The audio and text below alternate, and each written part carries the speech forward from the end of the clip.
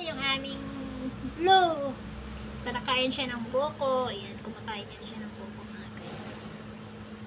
Ayan, siya ay. Paborito niya talaga yung buko. Ayan. Kumakain ba talaga yung pusa ng buko? Parang hindi naman. Siya lang yata kumakain ah. Ayan, gusto niya talaga kumain ng buko. Oh, para hindi daw siya magka-UTI. Oh, diba? Ang galing naman ni Blue. Sila kasi. Yan. Pag hindi mo kasi yan binibigyan, umaakit doon sa sa planggana na may buko.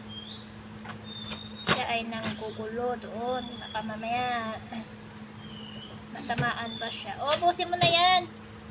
Ayan, ubusin mo na yan. O, ito, ubusin mo na yan, o. Dali, ubusin mo na. Nag-aabang pa rin siya ng may mahulog doon.